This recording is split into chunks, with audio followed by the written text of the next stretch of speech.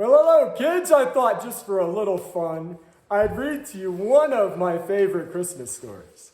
Are you ready for this? It's called The Night Before Christmas. 'Twas the night before Christmas when all through the house not a creature was stirring, not even a mouse. The stockings were hung by the chimney with care in hopes that St. Nicholas, that's me, soon would be there.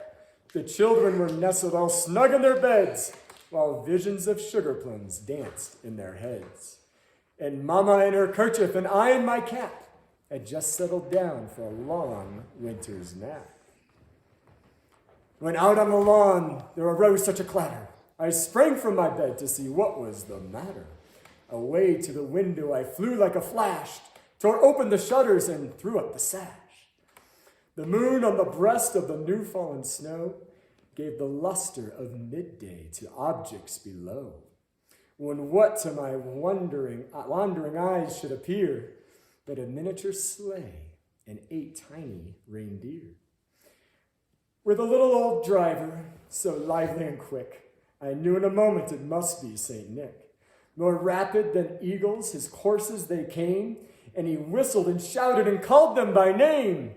Now Dasher, now Dancer, now Prancer and Vixen, on Comet, on Cupid, on Donner and Blitzen, to the top of the porch, to the top of the wall. Now dash away, dash away, dash away all.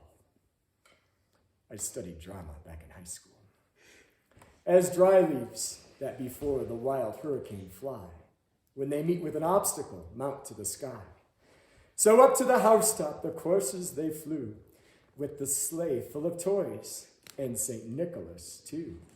And then, in a twinkling, I heard on the roof the prancing and pawing of each little hoof, as I drew in my head and was turning around. Down the chimney, St. Nicholas came with a bound. He was dressed all in fur from his head to his foot, and his clothes were all tarnished with ashes and soot. A bundle of toys he had flung on his back, and he looked like a peddler just opening his pack. His eyes, how they twinkled, his dimples, how merry.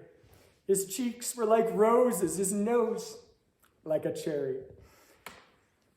His droll little mouth was drawn up like a bow, and the beard on his chin was as white as the snow. The stump of a pipe he held tight in his teeth. Now I have given that up, kids, don't worry. Bad habits. And the smoke had encircled his head like a wreath. He had a broad face and a little round belly, which has gotten a little larger, that shook when he laughed like a bowl full of jelly.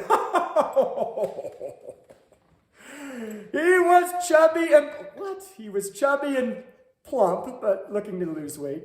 A right jolly old elf, and I laughed when I saw him in spite of myself. A wink of his eye and a twist of his head soon gave me to know I had nothing to dread. He spoke not a word, but went straight to his work and filled all the stockings, then turned with a jerk, and laying his finger aside of his nose and giving a nod up the chimney he rose. He sprang to his sleigh, to his team gave a whistle, and away they all flew like the down of a thistle. But I heard him exclaim, ere he drove out of sight, "Merry Christmas to all, and to all a good night."